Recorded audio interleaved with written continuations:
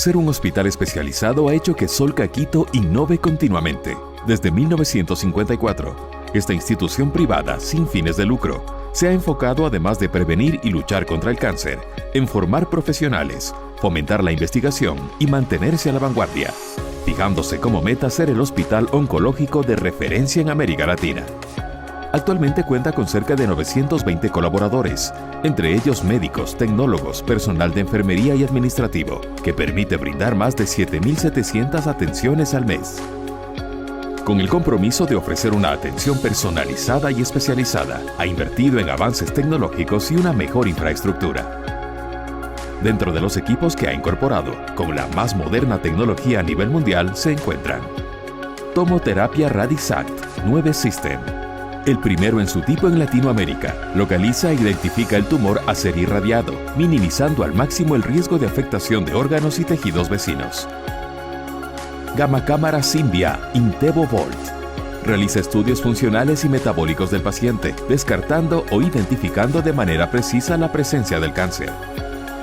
2 aceleradores True Beam, destinados al tratamiento de tumores en superficie y a profundidad. Tomógrafo computalizado multicorte con 128 cortes. Es uno de los equipos más modernos de la región y entrega una alta calidad de imagen anatómica. Para contar con una mejor infraestructura, realizó remodelaciones del hospital en emergencias, unidad de cuidados intensivos, quirófanos, farmacia, banco de sangre, imagenología, habitaciones en hospitalización, entre otros. En esta misma línea, tiene ya los estudios con proyección a los próximos 15 años para repotenciar el edificio actual y ampliar sus instalaciones. La razón de ser de Solca Quito son sus pacientes y por ello, trabaja por el bienestar de cada uno de ellos.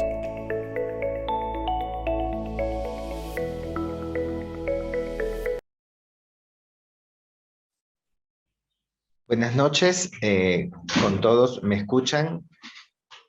Sí, fuerte y claro. Creo que todos me escuchan. Sí, correcto. Sí, te escuchamos. Buenas Bueno, noches, doctor.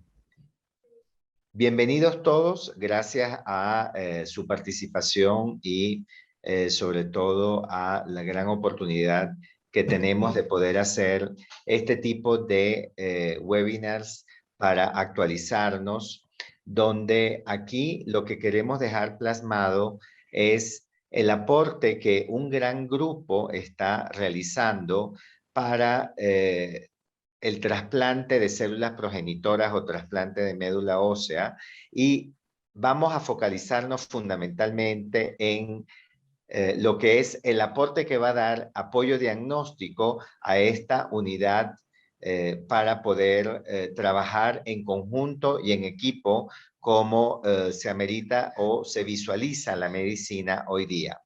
Por lo tanto, no me queda más que presentar a el gran grupo que está implicado en el trabajo, donde tenemos obviamente las autoridades de Solca que nos apoyan en todo este proceso. Nos basaremos en el Departamento de Apoyo Diagnóstico, el apoyo que le va a dar a la unidad de trasplante de médula ósea, y tendremos un conjunto de excelentes expositores para esta noche, la cual seguramente generarán una serie de inquietudes y una serie de preguntas en el público que haremos al final. Dentro de ellos, mi persona, muchos me conocen. Para los que no me conocen, formo parte del Departamento de Apoyo Diagnóstico. La doctora María Elena Buenaño, que es la coordinadora del servicio de hematología y será la encargada de hablarnos sobre las indicaciones del trasplante. El doctor Patricio Hidalgo, que es el coordinador y gran promotor de digamos, este proyecto que aún se está gestando, pero cada vez más cerca de su realidad. Tenemos al doctor Santiago Loachamín, médico hematólogo tratante de Solca Quito, que es un líder en trasplante formado en el exterior. El doctor Ricardo Mosquera, igualmente médico de la unidad, también formado en el exterior. la doctora María Eugenia Zúñiga, que es médico transfusional que trabaja en el Banco de Sangre, la doctora María Barba, que es la jefe y coordinadora del Banco de Sangre, y la licenciada Mónica Álvarez, que es una de las líderes dentro del grupo de enfermería para el manejo de una unidad que termina siendo compleja y que de seguro todos los colegas estamos de acuerdo que sin el acompañamiento de un servicio de enfermería idóneo y muy entrenado, el éxito de esta unidad nunca sería completo. Por lo tanto, no me queda más que en este momento darle la palabra al doctor Patricio Hidalgo, que es uno de nuestros pilares dentro del grupo. Poco a poco, como metódica para que los participantes puedan estar en onda, anoten sus preguntas, escríbanlas en el chat, nosotros tomaremos nota y dejaremos un espacio final para poder hacer las preguntas. Mi apreciado y estimado doctor Patricio Hidalgo, le dejo la palabra. Voy a dejar de compartir pantalla para que usted pueda compartir la suya. Adelante.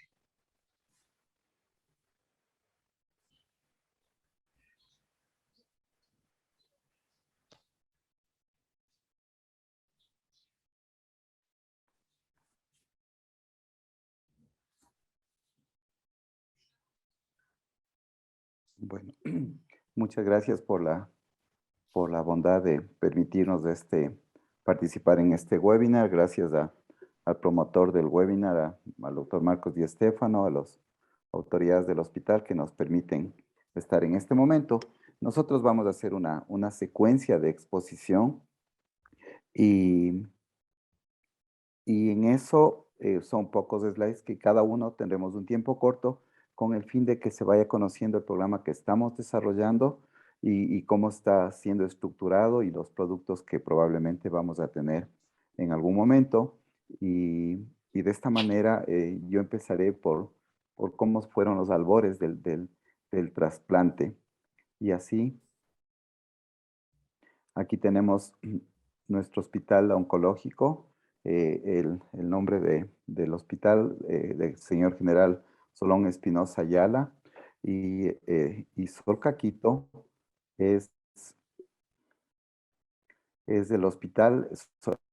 Sigla Solca significa el Hospital de la Sociedad de Lucha contra el Cáncer y nosotros pertenecemos al núcleo de Quito y formamos parte de la red privada complementaria de salud del Sistema Nacional de Salud de nuestro país, del Ecuador.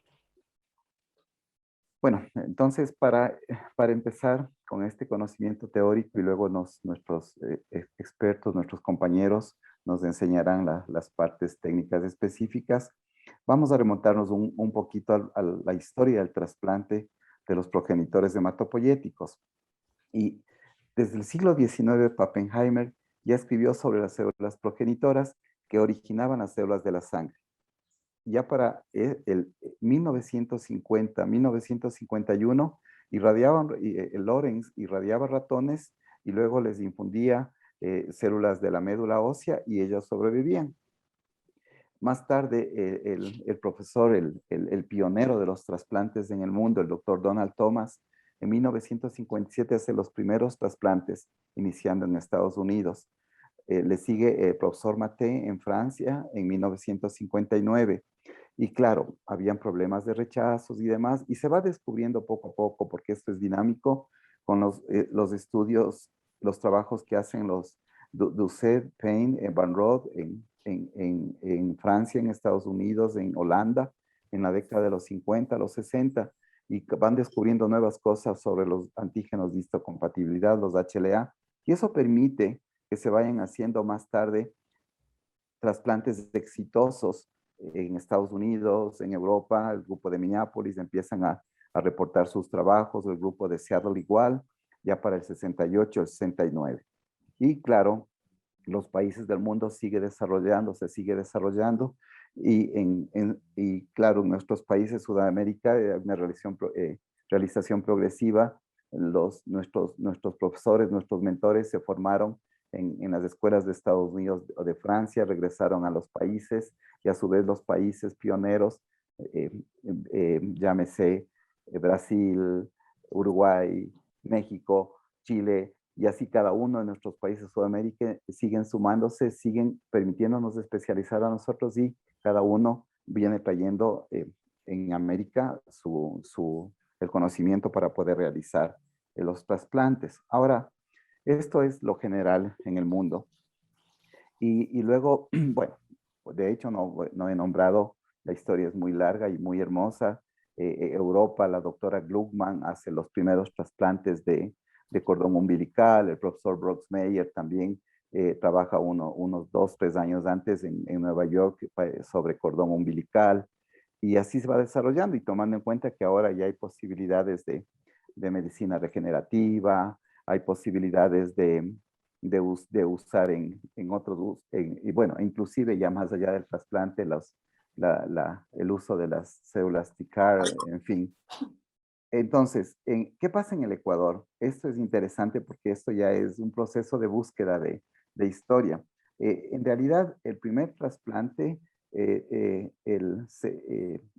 importante informarlo que fue realizado en Guayaquil, un señor doctor, profesor, el doctor Franco, en 1987, en un paciente con aplasia medular. 10 años más tarde, en 1997 se empiezan los primeros trasplantes halogénicos en el grupo del Hospital Militar de Quito y el Hospital Metropolitano de Quito. Por múltiples razones los trasplantes se detienen y no avanza como programa de trasplante.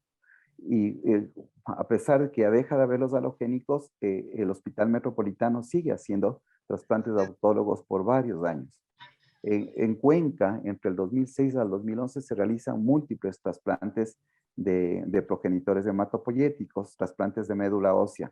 Y paralelamente, desde el 2006 empieza el programa de trasplante de Solca Guayaquil, liderado por la doctora Maldonado, Belia Maldonado, y tiene un proceso exitoso que está realizando todos los trasplantes hasta la actualidad. Y este grupo, tanto Solca Cuenca y Solca Guayaquil, que está hasta la presente fecha, han realizado ya trasplantes de autólogos, trasplantes halogénicos, de familiares, de no familiares, de cordón umbilical, y tanto en adultos como en niños. Y actualmente se está tratando de implementar los programas de trasplantes en hospitales, en el Hospital Carlos Andrade Marín de Quito, en el Hospital de Solca de Quito, y también el Hospital de Solca de Cuenca. Y con esto, ¿qué es lo que pasa con Solca de Quito, que es el webinar que nos atrae hoy día? Entonces, cuando ya a fines de 2018-2019, se presenta el proyecto a las autoridades y la autoridad decide que se realice el trasplante, que se realice el proyecto, que se efectivice el proyecto que ya se lo presentó de manera formal. Y de esta manera se empieza a conformar el equipo humano, se contrata a los especialistas, vienen especializándose jóvenes médicos hematólogos, trasplantólogos, llega primero el doctor Lachamín desde Brasil, más tarde llega el doctor Mosquera desde Uruguay, y por otro lado también se capacita todo el personal que interviene, como verán ustedes en las siguientes presentaciones. Pero junto con esto también nos llegó la pandemia. Sin embargo, no nos detuvimos. Y ya se empezó a obtener los equipos de criocongelamiento, con todas las limitaciones logísticas de otro lado del mundo. Se demoró un tiempo, pero llegó los aféresis, que ya era una aféresis madura en el hospital, y paralelamente la construcción de la unidad. Y finalmente, y con esto termino mi presentación primera, la Autoridad Sanitaria Nacional, el Ministerio de Salud Pública, por intermedio de su representante, el Instituto Nacional de Donación y Trasplante de Órganos, Tejidos y Células, que se llama INDOT, hace poco tiempo realiza la acreditación de Solca para realización del trasplante autólogo de los progenitores hematopoyéticos en adultos, o sea, para cumplir esta curva de crecimiento y desarrollo, ¿no?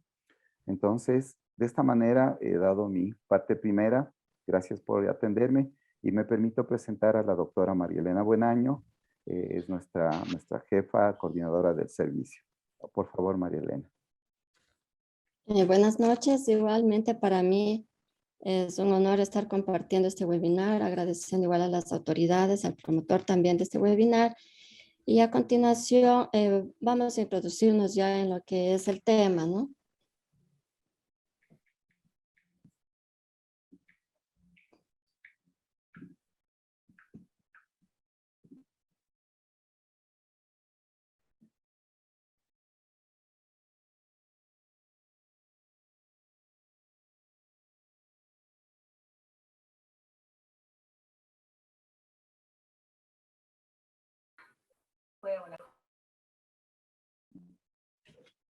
Perdón.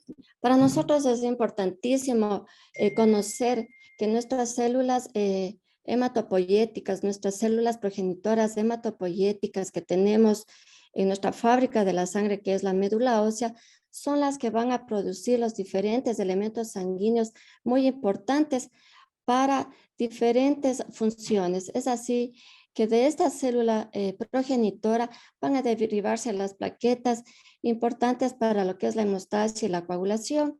Igualmente se van a producir los glóbulos rojos, igual que juegan un rol importantísimo en el transporte de oxígeno. Los glóbulos blancos con sus diferentes variedades, igual para lo que es la defensa del organismo, tanto lo que es la serie granulocítica como también la serie linfoide. Entonces, ¿en qué consiste esto del trasplante? Vamos a tratar de regenerar estas células hematopoyéticas progenitoras que están alteradas en algunas personas como en las que nosotros vemos en los diferentes pacientitos, como son, por ejemplo, pacientes que tienen enfermedades hemato-oncológicas. Para esto tenemos que hablar de los diferentes tipos de trasplantes. Así pues, tenemos los trasplantes que se los realiza, que estas células progenitoras van a ser cosechadas de la propia persona. Entonces, ahí hablamos del trasplante autólogo.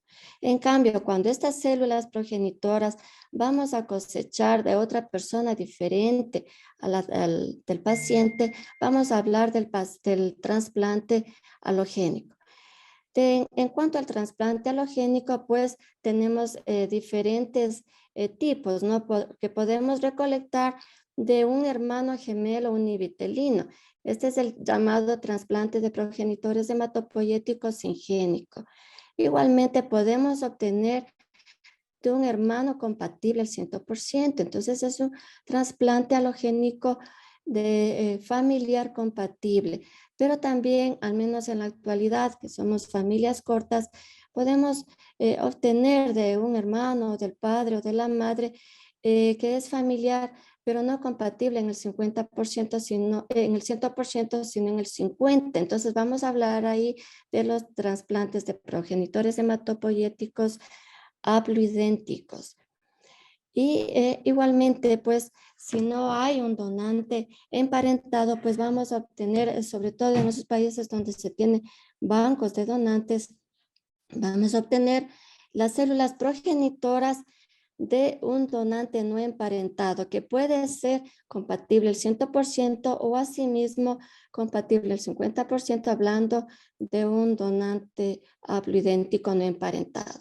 Dependiendo de dónde vamos a obtener las células progenitoras, tenemos trasplantes que vamos a obtener sus células progenitoras de la sangre medular, ¿no? Lo que se hacía anteriormente. Bueno, también en algunos tipos de trasplante se saca directamente de la médula ósea, y también lo que se hace en la actualidad y lo que se va a planificar en el hospital, lo que es la obtención de sangre periférica. Ya en el transcurso de la noche, los colegas van a indicar cómo se hace este procedimiento.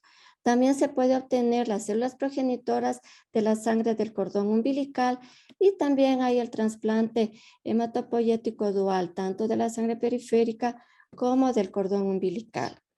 Igualmente se va a tener que utilizar diferentes tratamientos para que esa persona pueda recibir sus células. Entonces se habla del acondicionamiento, que igual en el transcurso se va a ampliar estos temas, ¿no? Entonces se van a utilizar tratamientos bien intensos, que son los mieloablativos, o también de toxicidades reducidas. Entonces ahí se habla de no mielablativos o también de intensidad reducida. Entonces, ¿cuál es el fundamento terapéutico de los trasplantes de progenitores hematopoyéticos? Repitiendo un poco, los trasplantes autólogos, entonces vamos a obtener de la misma persona. ¿Cuál es el objetivo de un trasplante autólogo?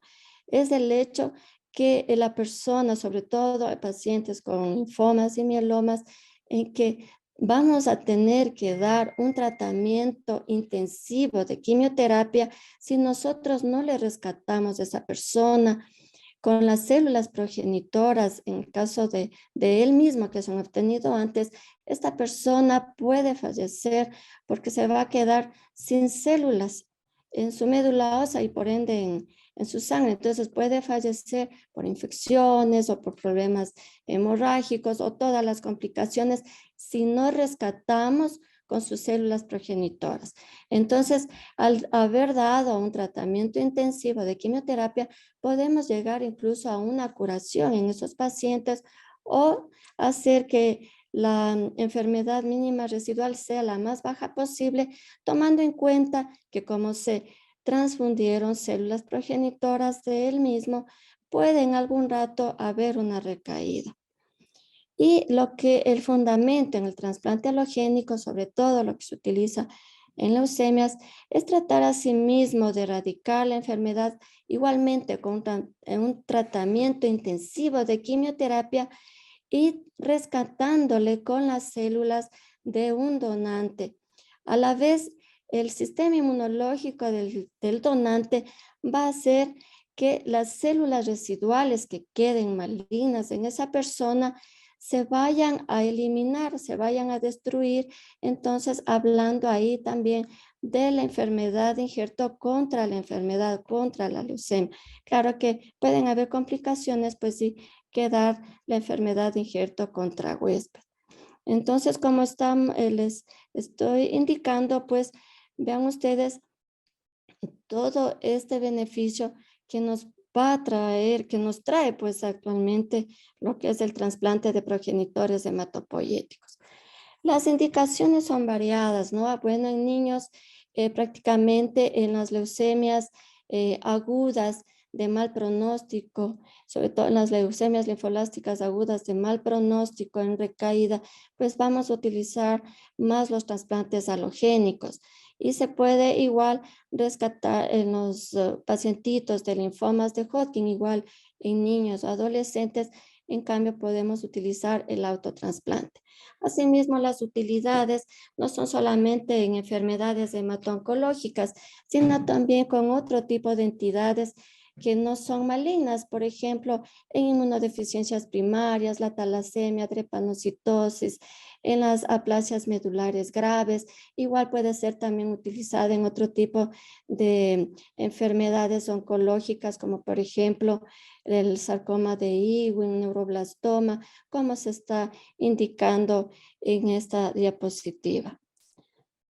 En cuanto a adultos, igualmente, pues en las enfermedades hemato-oncológicas como son las leucemias, igualmente no, en estos casos son más los trasplantes halogénicos, con sobre todo igual leucemias de alto riesgo. Y en los que nos compete a nosotros en el plan, en el proyecto que se está desarrollando, como lo indicó Patricio, vamos a enfocarnos, vamos a iniciar con lo que es el autotrasplante, sobre todo en neoplasias linfoproliferativas, como es el grupo grande de linfomas de mal pronóstico, pues tenemos el linfoma difuso de células grandes, el linfoma del manto, los foliculares que sean en recaída, los linfomas no Hodgkin de células T, los linfomas de Hodgkin, el mieloma múltiple.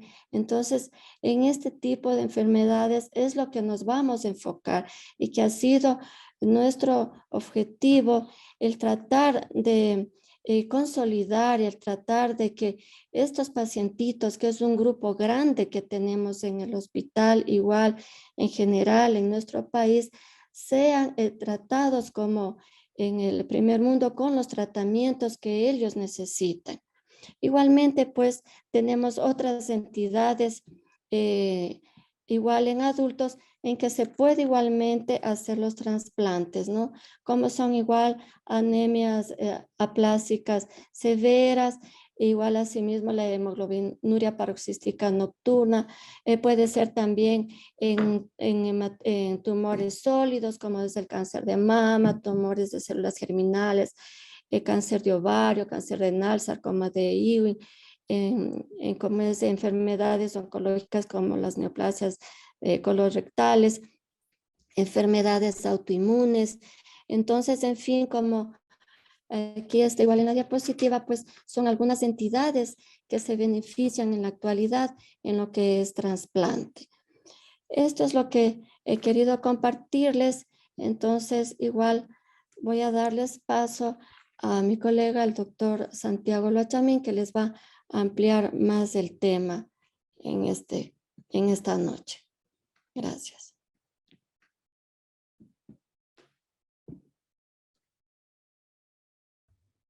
Buenas noches con todos. Enfocándonos en el trasplante autólogo, que es nuestro objetivo inicial acá en Solcaquito, voy a hablar respecto a qué obtenemos como resultado de someter a un paciente a este procedimiento. Y dos entidades principales, he hablado de la utilidad del trasplante autólogo, que voy a hablar, que es el mieloma múltiple y el linfoma. En el mieloma múltiple vamos a ver que las tasas de sobrevida cambiaron notablemente cuando se introdujo dentro de la práctica clínica el trasplante. Y así nosotros podemos ver las curvas de sobrevida de épocas anteriores a 1990, donde no había el procedimiento de trasplante, y a partir de 2000, cuando ya se comienza a generar como práctica clínica de primera línea. Surge en 1996 ya estudios inclusive randomizados tratando de buscar la efectividad del trasplante en pacientes con mieloma. En ese entonces los pacientes eran tratados aún con quimioterapia, o su esquema de rescate inicial era básicamente quimioterapia, y ahí ya se comienza a ver la diferencia de sobrevida entre pacientes tratados con quimioterapia en altas dosis y trasplante de médula, y pacientes con tratamientos convencional, básicamente en quimioterapias a dosis moderada, dando un impacto tanto en sobrevida libre de eventos, o sea, sobrevida libre de tratamiento, sobrevida libre de recaída y sobrevida global. Conforme pasa el tiempo, surgen nuevas moléculas. Surgen moléculas como lenalidomida, talidomida, surgen inhibidores de proteasomas como bortezomib, calcisomib, que ya son prácticas usuales en el manejo del mieloma. Pero que a pesar de tener estas nuevas moléculas, sigue existiendo un valor con el trasplante. Yo tengo pacientes que son trasplantados que logran una mayor sobrevida del 10 al 20% que el paciente si el paciente no fuera trasplantado. Y también me prolonga la sobrevida global del paciente con el uso del trasplante.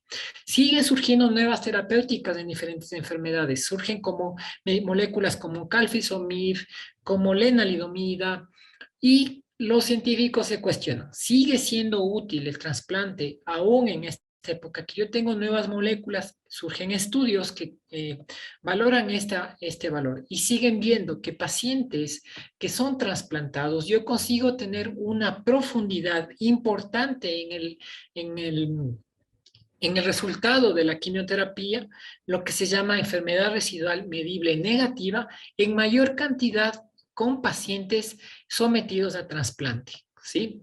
Y ese trasplante logra que a un año siga persistiendo esa negatividad. Entonces, a pesar de que surjan nuevos medicamentos, calcisomib, lenalidomida, daratumumab, el valor de trasplante sigue presente. No solo en pacientes que ya obtuvieron una buena respuesta, sino en pacientes que de pronto tuvieron una respuesta antes del trasplante, algo moderada, como por ejemplo respuestas parciales, respuestas completas no estrictas. Yo le someto al paciente a trasplante y yo logro una profundización de su respuesta, mismo con respuestas previas no óptimas. En linfomas, comienza la evidencia desde 1995 incrementando la dosis de la quimioterapia que nosotros llamamos de rescate. Y aquí entra un medicamento fundamental que es la carmustina. La carmustina junto al melfalán y ciclofosfamida o etoposide en altas dosis, administrado luego de un esquema de rescate en el paciente, se mostró que logra obtener un 20 al 30% de mayor sobrevida libre de evento y sobrevida global. Eso se traduce en que yo consigo salvar a más personas del linfoma con tiempos mayores de vida y menos recaídas. Pero surgen otras moléculas, como en todos los procesos, en todas las enfermedades surgen nuevas moléculas, surge el rituximab, y mismo en el rituximab yo tengo una buena respuesta al trasplante de médula ósea en linfomas. Varios esquemas de rescate se pueden brindar en el paciente previo al trasplante. No hay una diferencia específica. Yo puedo tener la administración de esquemas GDP, DAP, todos ellos me preparan al paciente para el trasplante, y si es que ese tratamiento de rescate fue probado que reduce las células anormales, yo puedo someter al paciente al trasplante con una buena respuesta. Pero ¿qué es lo que pasa muchas veces en el trasplante de linfoma? Un porcentual de pacientes yo sé que van a recaer, que va del 20 al 30%, pero lastimosamente de los que recaen yo solo un 50% consigo llevarles a remisión. Lastimosamente por procesos de no tener disponibilidad rápida del centro de trasplante o edad del paciente, la mitad de esos pacientes van a ser elegibles a trasplante. Y de esos pacientes elegidos a trasplante que se someten al trasplante, la mitad va a conseguir curarse. Va a depender de nosotros que logremos hacer un manejo apropiado del paciente, una buena inducción para que los centros consigan referirnos pacientes rápidos y nosotros consigamos ya trasplantar en buenas condiciones al paciente en el caso de linfomas recaídos. Hay mejoras en el manejo del linfoma, como es el uso del PET. El PET me permite definir qué paciente le va a ir mejor previo a obtener una respuesta antes del trasplante para que éste tenga mayor probabilidad de tener éxito en el trasplante. No tengo varios linfomas que me pueden ayudar el trasplante. Linfoma de Hodgkin, linfoma no Hodgkin, difuso células grandes B. Tengo el linfoma folicular, que de pronto en ciertas poblaciones me permite una mejor respuesta, principalmente para cuando el paciente recae previamente. Sí, linfomas de manto y linfomas de células T. Voy a dar paso a mi compañero y colega Ricardo Mosquera, que también nos va a hablar del trasplante.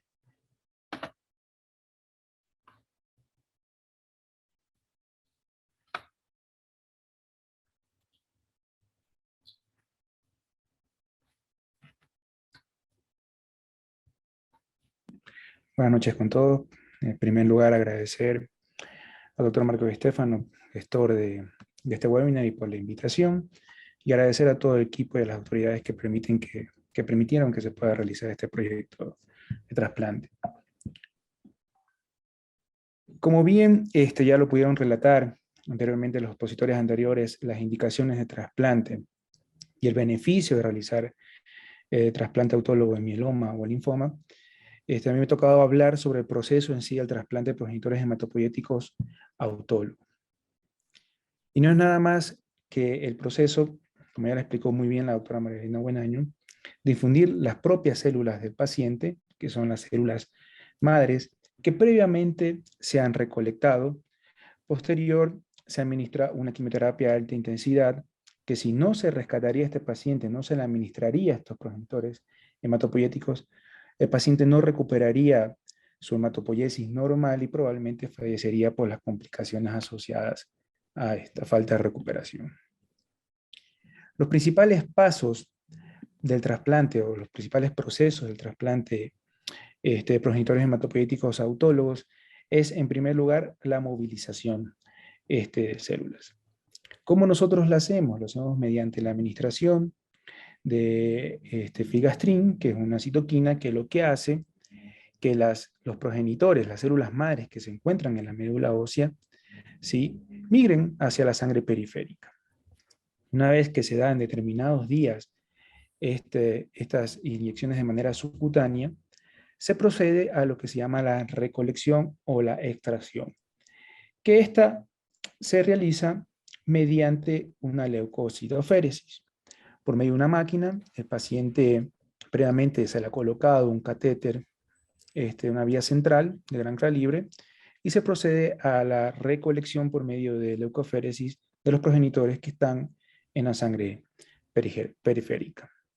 Previo a esto, no quiero andar en detalles porque va a ser explicado posteriormente, esta muestra que es recolectada, que tiene alta cantidad de progenitores, se prepara con ciertos criopreservantes, como el DSMO, para proceder a su criocongelación y luego a su criopreservación.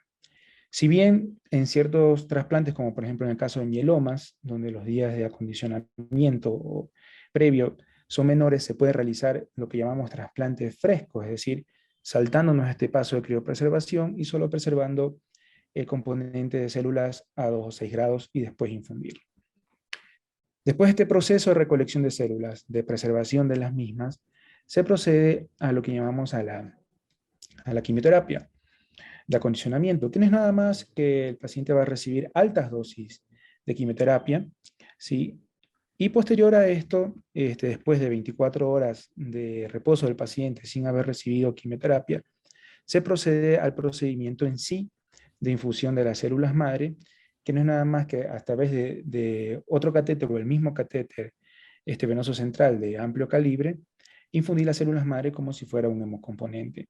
Claramente con mayores complicaciones asociadas, en el caso si se utiliza criopreservante, a o a la infusión del mismo componente de células.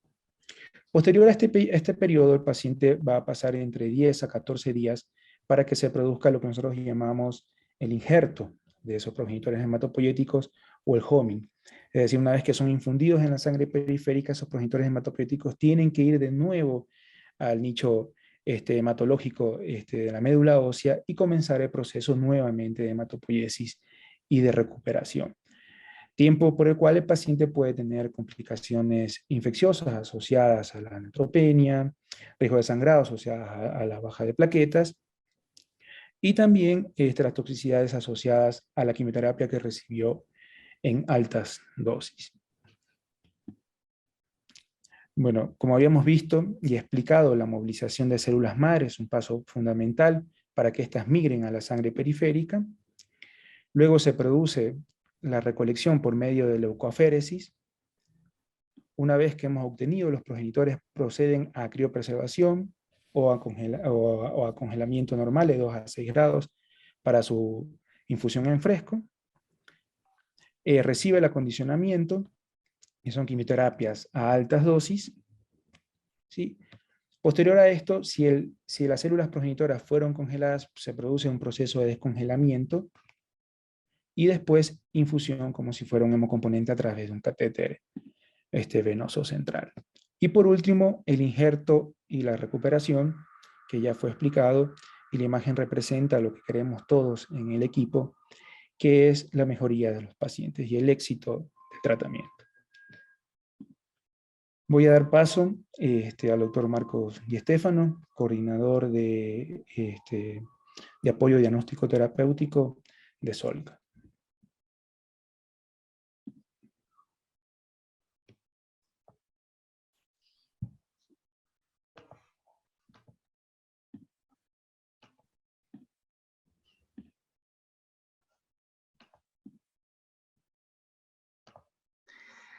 Muchas gracias.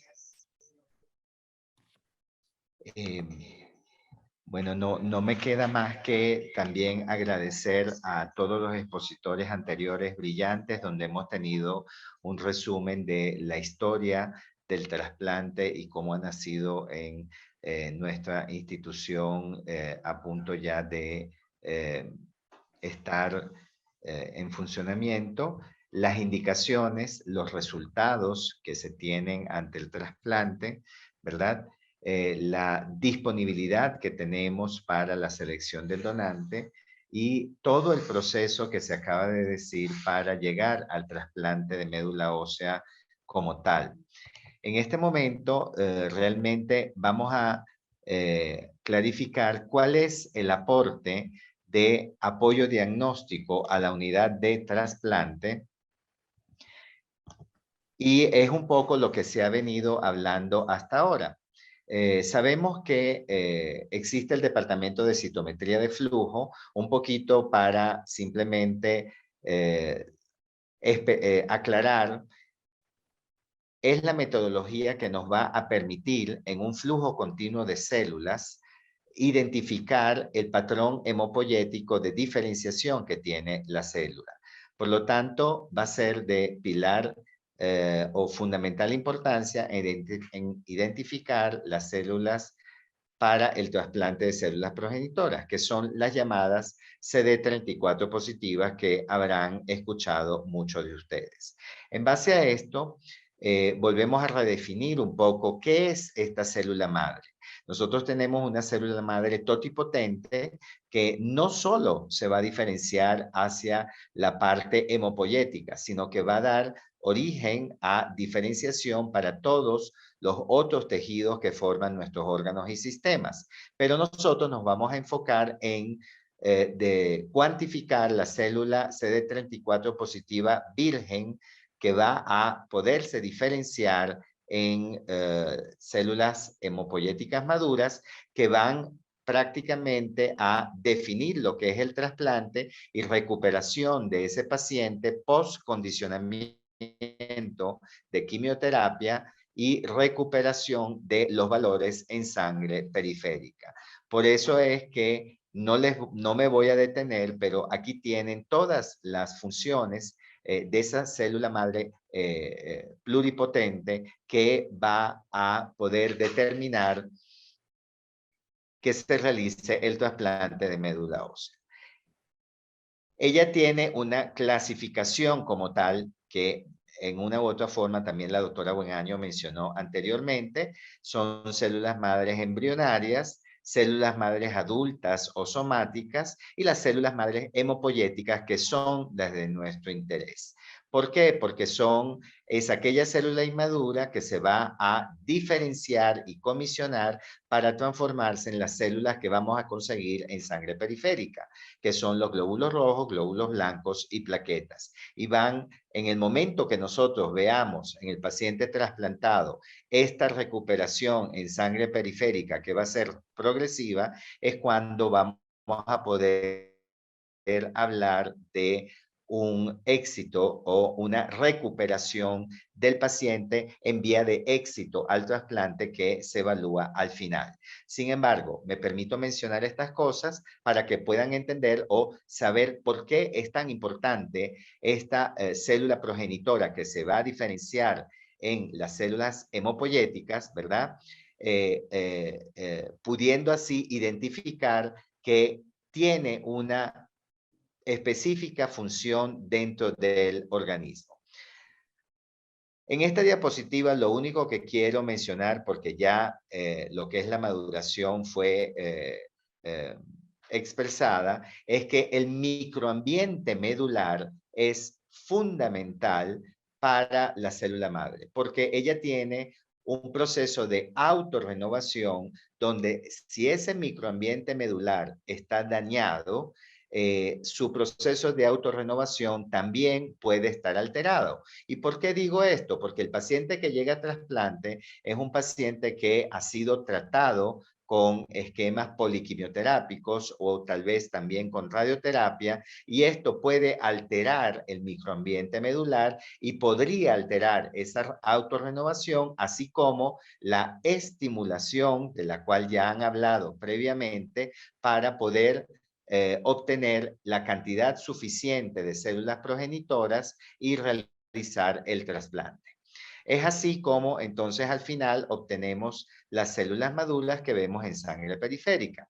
En conclusión, ¿qué les quería decir con esto? Que las células progenitoras se encuentran en médula ósea, en poca cantidad en sangre periférica. Las determinamos afortunadamente porque tenemos un anticuerpo que las identifica conocido como el CD34, que identifica estas células inmaduras y constituye las colonias formadoras de células hemopoyéticas en médula ósea y sangre, que además estas células comúnmente pueden, digamos, diferenciarse en otros tejidos, como ya les dije, pero no es nuestro tema de esta noche. La mayor parte expresan el CD34, pero nosotros con combinación de otros monoclonales podemos ya determinar si esa célula que todavía conserva la expresión antigénica de CD34 está siendo comisionada a mieloide, eritroide o plaquetario, y podemos ir viendo si ese paciente que ha sido trasplantado está induciendo diferenciación en esas células madres recolectadas.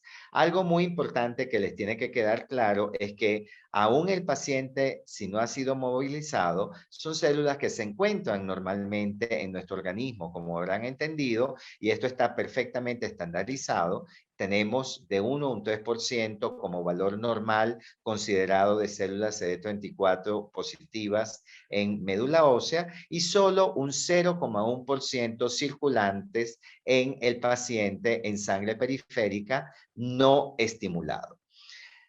Para un poquito entender entonces la función general de la célula madre es que es multipotente, tiene un alto nivel proliferativo, como lo mencioné anteriormente, y como última característica es que tiene una capacidad de autorrenovarse. Eso es algo muy, muy importante en el paciente virgen que se va a estimular, porque siempre tendremos el pool de células que van a salir a circulación y el pool de células que van a quedar para autorrenovación dentro del individuo. Ya entonces entrando en la metodología, ¿qué hacemos nosotros?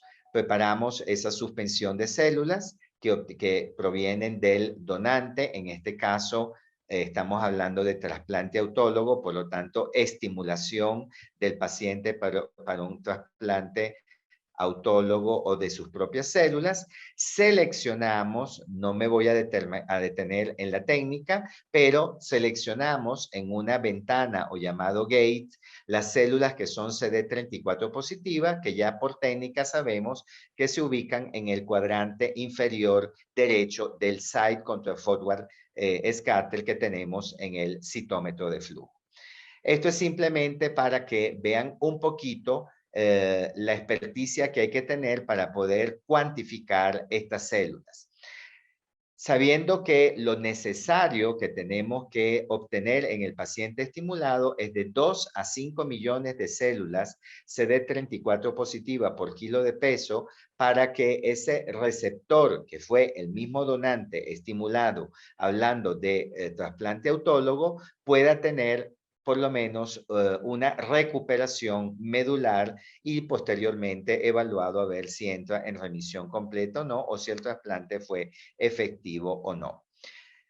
¿Cómo hacemos esto? Como todo tiene que estar perfectamente estandarizado y calibrado, no lo hacemos de manera experimental. Lo hacemos con kits que están aprobados desde el punto de vista diagnóstico de células CD34, es lo que llamamos kit aprobados IVD para diagnóstico in vitro, donde nos permite a través del instrumento que es el citómetro de flujo, en este caso el que usamos nosotros, que es el FACScanto 2, ya con todas las medidas de estandarización, fluorocromos precisos, detectores y además compensadores. Con este kit y control interno de células CD34 positivas,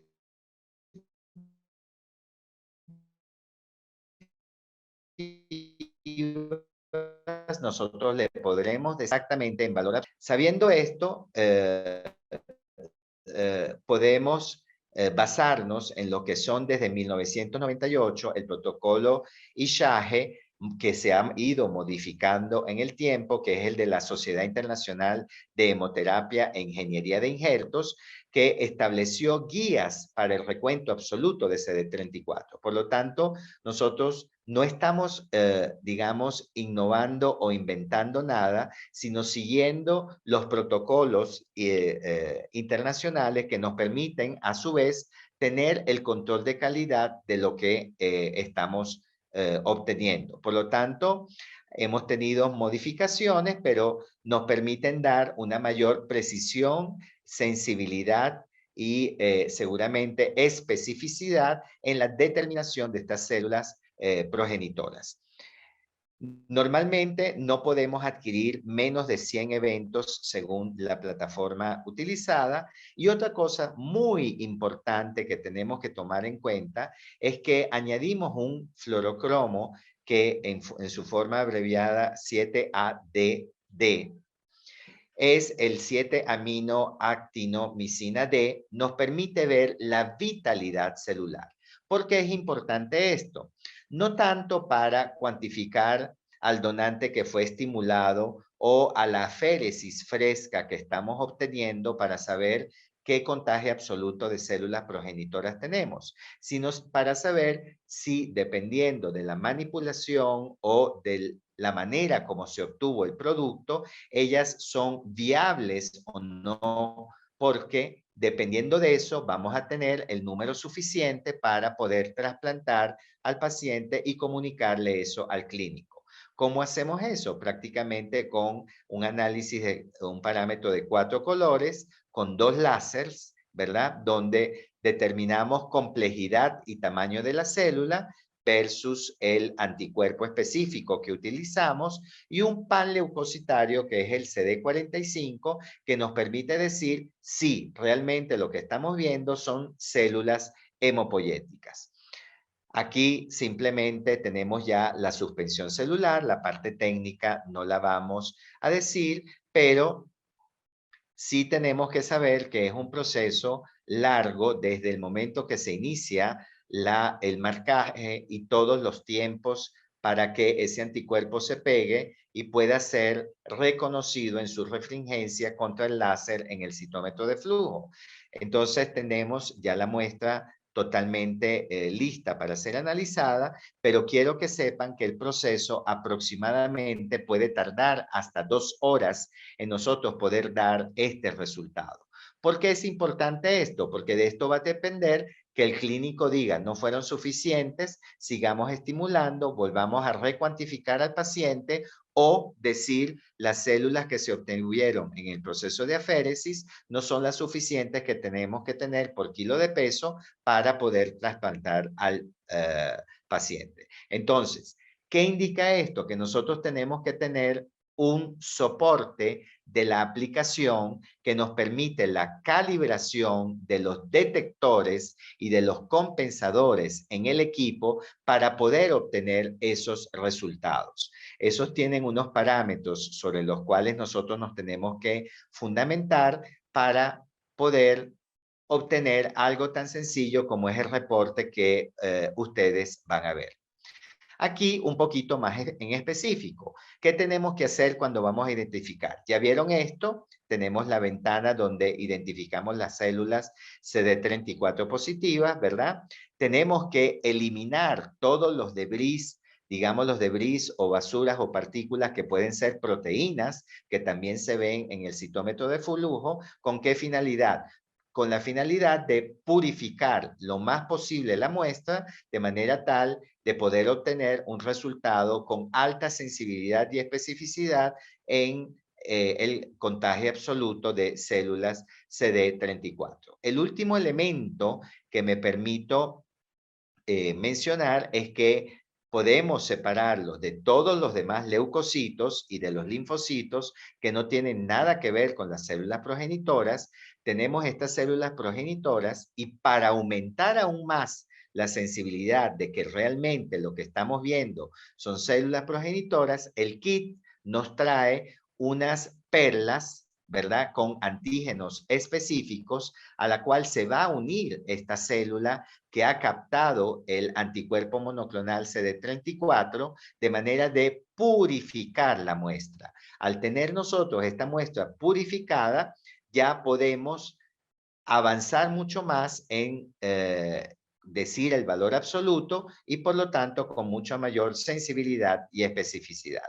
No me voy a detener en esto, sino simplemente que aquí medimos las células CD34, vemos la vitalidad, la separamos de la panleucocitaria CD45 y todo esto es el proceso de gating y análisis según el ISHAGE, que es la Sociedad Internacional que estandarizó todo esto para nosotros determinar la cantidad de células progenitoras. Aquí un poco más en específico, vemos que ellas se ubican en la zona linfocitaria, en el forward contrasite, siempre con el el marcador panleucocitario. Aquí identificamos las verdaderas CD34 en nuestro gate, ¿verdad?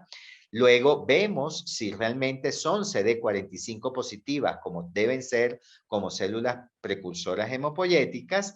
Una vez que tengamos eso, vemos la viabilidad de esas células CD34 y por último, hacemos que reaccionen dentro de todo el proceso de marcaje con las perlas que tienen antígenos específicos para que estas células CD34 positivas viables se peguen y podamos dar a través de un software un resultado absoluto. Aquí aún más, con mayor sensibilidad, la viabilidad que tanto le interesa al clínico de este valor absoluto calculado. Aquí tenemos las células CD34 viables versus, ¿verdad? Un contagio mucho más bajo de CD34, donde aquí tenemos viables, las vemos muy pocas, siempre marcado con el fluorocromo 7A-DDA, que se penetra dentro de la célula y por lo tanto nos dice si la célula está muerta o viva.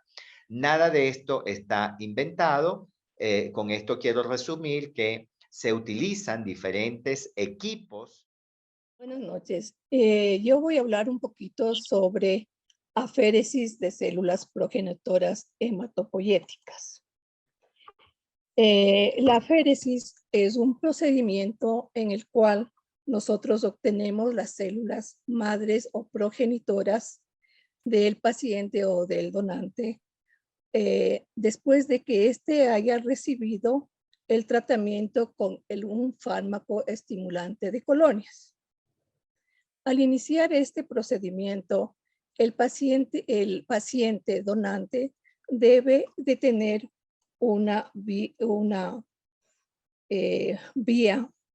un catéter central o a través de sangre o a través de una vena o de dos venas, tener una buena salida y entrada, porque la sangre va a ser recolectada en una máquina de aféresis a través de un catéter que tiene una doble luz. La una va a ser para la extracción de la sangre total del paciente donante que va a la máquina de aféresis, que ésta se encarga de centrifugar y obtener las células progenitoras.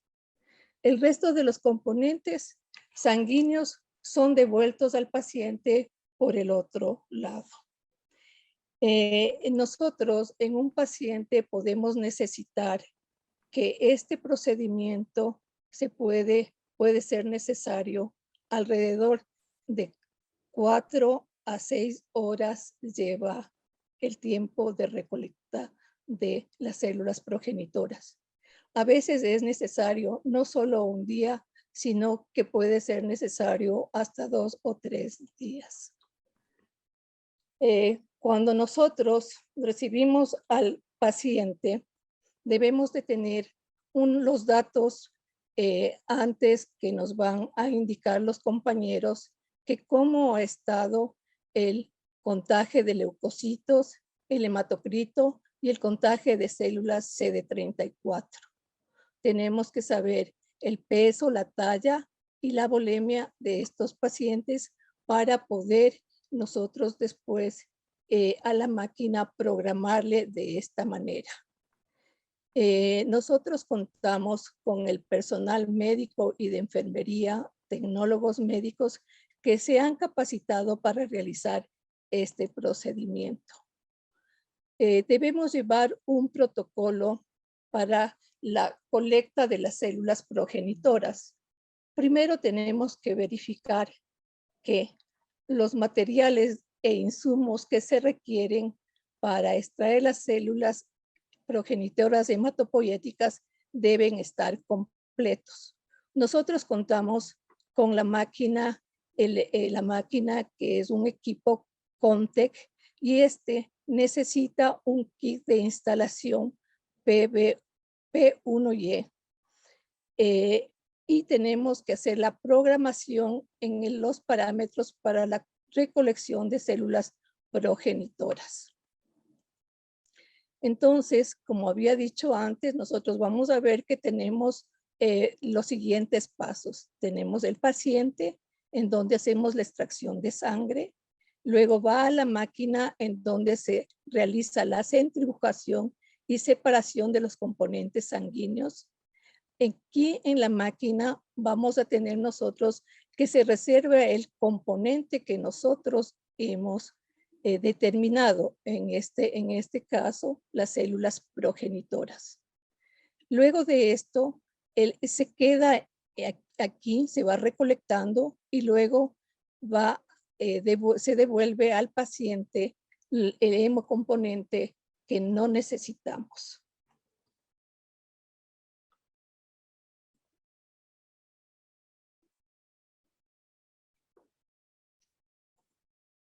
Como este es un procedimiento largo, como escucharon, podemos tener también en algún momento efectos adversos por el citrato y podemos tener síntomas como hipocalcemia, parestesias. Estos pueden ser síntomas que pueden ser leves, moderados o severos. Podemos tener como leves parestesias perioral, hormigueo de los dedos, sabor metálico en la boca. Moderados, calambres de los dedos, pies y piernas y a veces náusea y sensación de vibración. En los graves podríamos tener tetáneas, arritmias cardíacas. Todo esto es muy controlable porque durante todo este procedimiento mantenemos un monitoreo constante de todo y también de los signos vitales.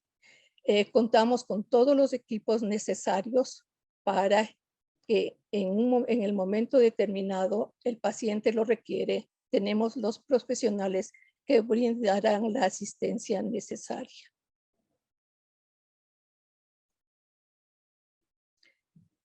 ¿Cuál es la ventaja de hacer todo esto?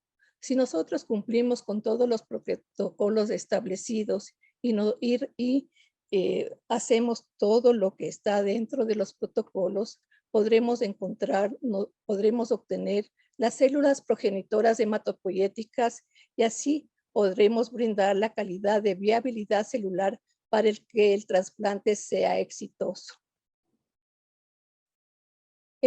Después nosotros tendremos aquí que vamos a tener lo que hemos hecho todo este procedimiento, que son las células progenitoras hematopoyéticas.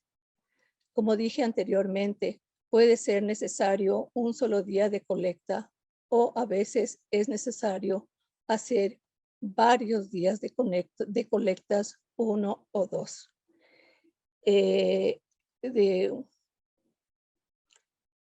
María Eugenia explicará lo que es la criopreservación.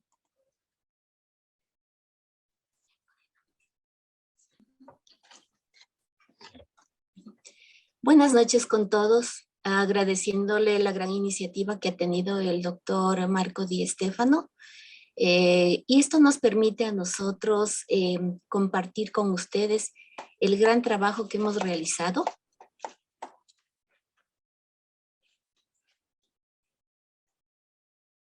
Mil disculpas. Como le decía, agradecerle al doctor Marcos Di Stefano esta gran iniciativa que nos permite dar a conocer el trabajo que hemos ido desempeñando en cada una de las áreas y que complementan el desarrollo de este gran proyecto de nuestra institución. Y lógicamente el banco de sangre, como el área de apoyo terapéutico, ha sido designado para cumplir esta gran responsabilidad de realizar los procesos de crioprocesamiento, de criocongelación programada, de criopreservación, así como el despacho y la hemovigilancia de las células progenitoras hematopoyéticas con fines trasplantológicos.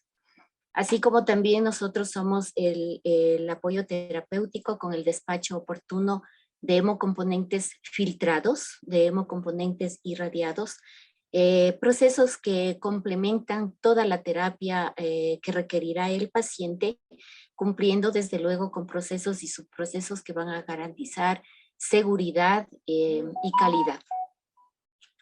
Como bien explicaba la doctora Barba, nosotros ya después de haber procesado u obtenido estos hemocomponentes por aféresis, pues nosotros los vamos a procesar. Pero para procesarlos, para congelarlos y para almacenarlos, pues contamos con una infraestructura que ha sido diseñada de una manera adecuada, ¿sí? Y en la que se han cuidado todos los detalles mínimos para que con esto nosotros ofrezcamos un ambiente seguro, un ambiente humanizado y un ambiente confortable al paciente donante para garantizar de forma eficiente la seguridad en todos estos procesos que involucran detalladamente llegar a un fin, que es conseguir el trasplante de nuestro paciente.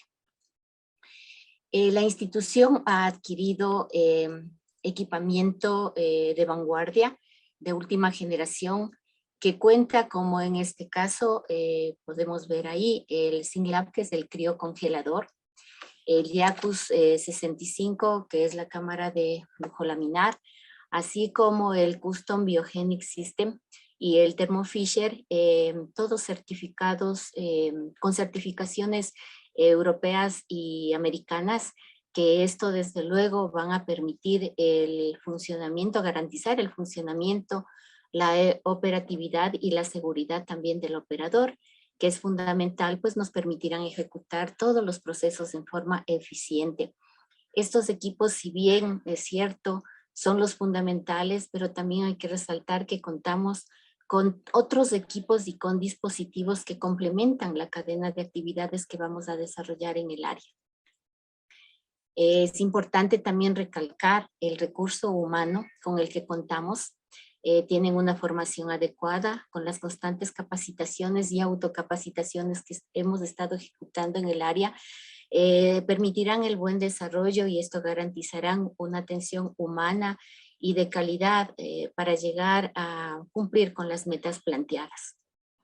Y bueno, una vez obtenido el producto en el área de aféresis, procedemos primero a crioprocesar estas células y para cumplir con esto, pues como ya les había mencionado, cumplimos con todos los equipos, con todos los insumos, los medicamentos, destacando de esta manera que los procesos que vamos a ejecutar sean seguros.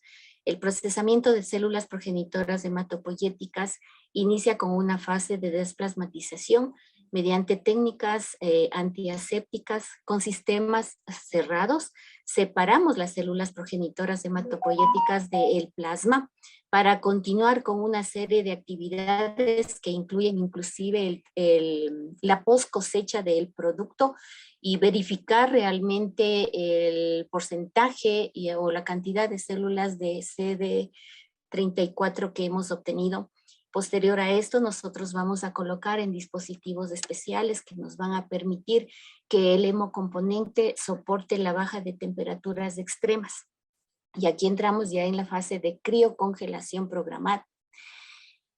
Pues la criocongelación programada, la ejecución de estos proyectos, de este proceso se realiza gracias a que contamos con el equipamiento adecuado.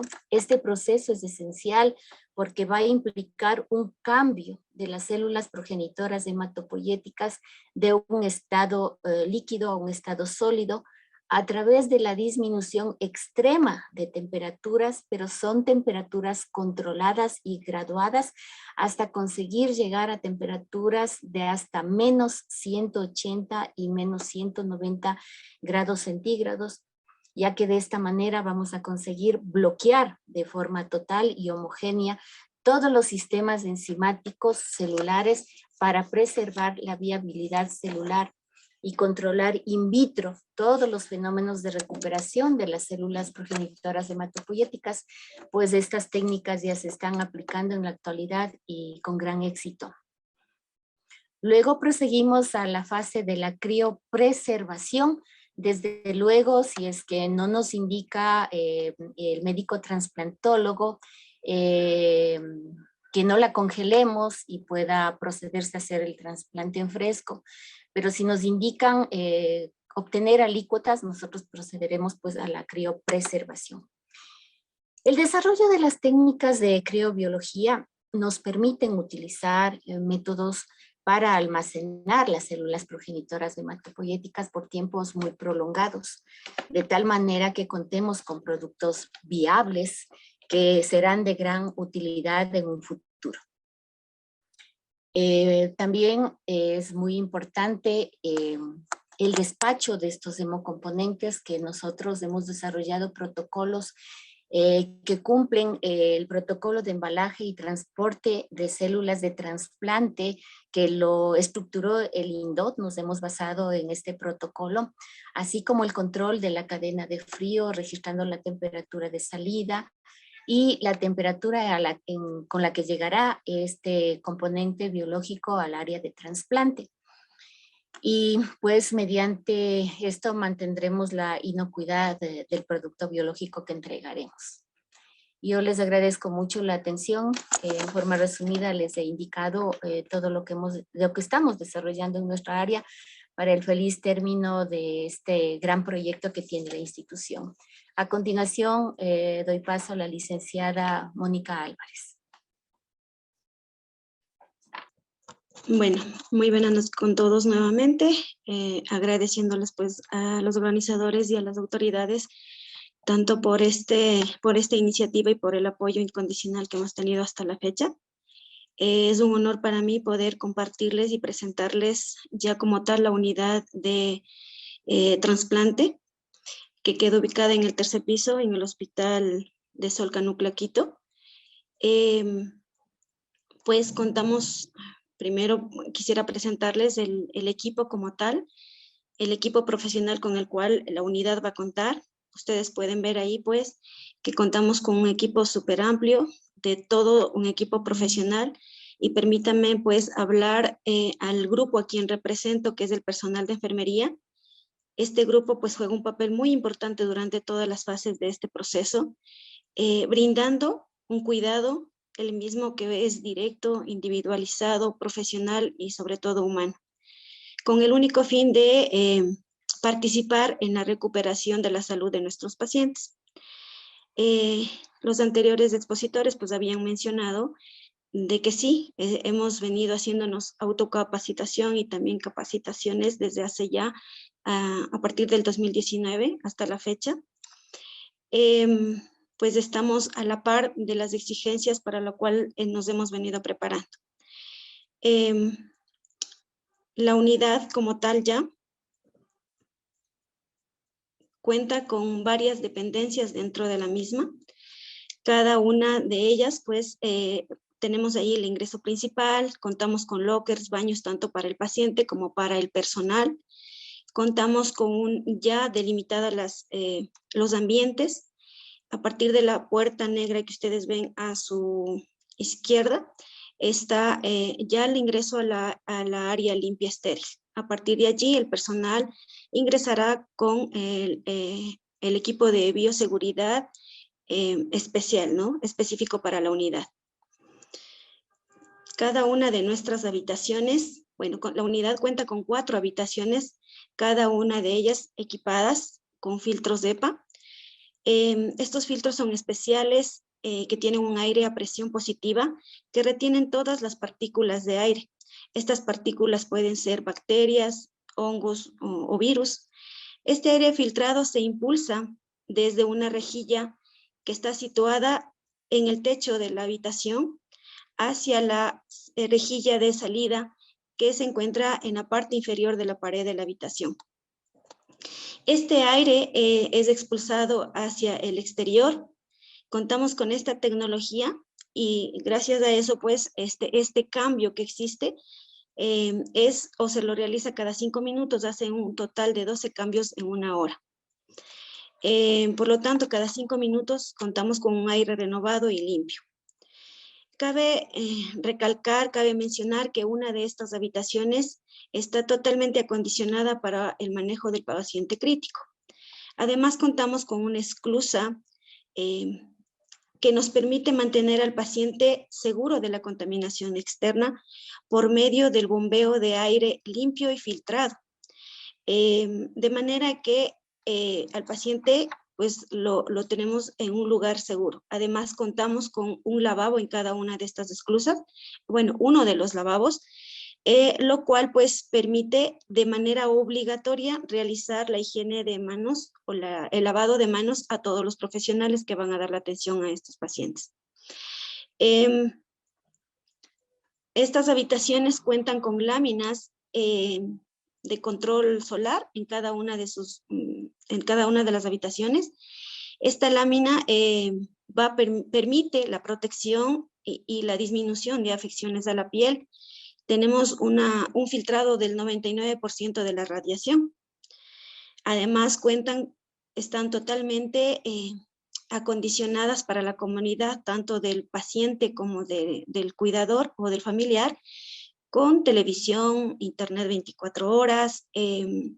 También tenemos sofá cama, tenemos una bicicleta estática para permitir un poco ayudar con el tema de la recreación y mantenimiento de la parte atlética de los pacientes.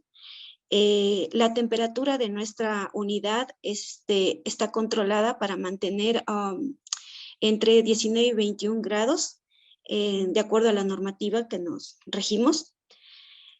También cuentan cada una de las habitaciones con una cámara de seguridad que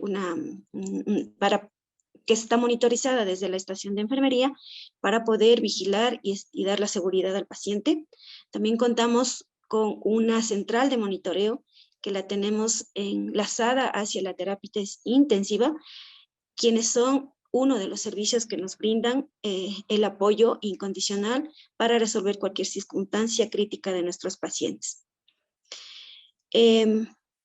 Bueno, también tenemos áreas como la utilería limpia, la utilería sucia.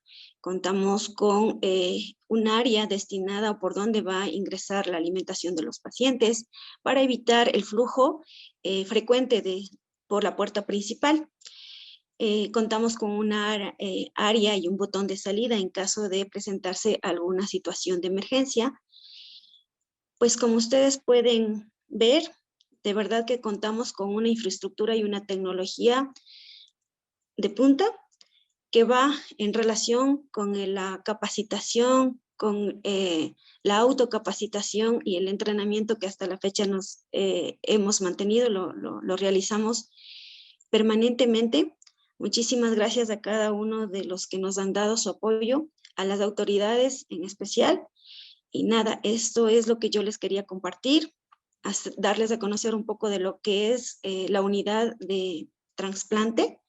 Muchísimas gracias por todo y eso es todo lo que tenía que contarles. Muchas gracias.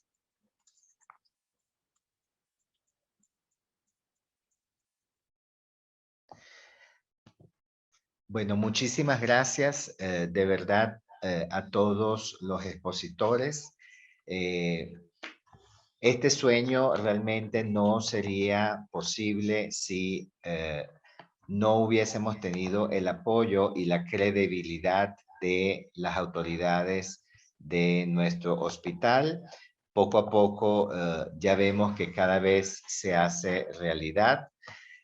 Nuevamente nos hemos recorrido desde la historia con uno de los propulsores iniciales, que es el doctor Patricio Hidalgo, las indicaciones, los resultados de trasplantes, post-tratamientos y por qué realizar ese trasplante, cómo hacemos el proceso para que ese paciente pueda llegar a trasplante y cuantificar sus células a la recolección y antes de la recolección, cómo se realiza ese proceso de recolección a través de la aféresis, si es necesario hacer criopreservación porque no hemos tenido la suficiente recolección, también estamos equipados para poderlo hacer, y el gran aporte que da el grupo de enfermería, que es pilar fundamental en conjunto con todo el equipo para que esto se haga realidad.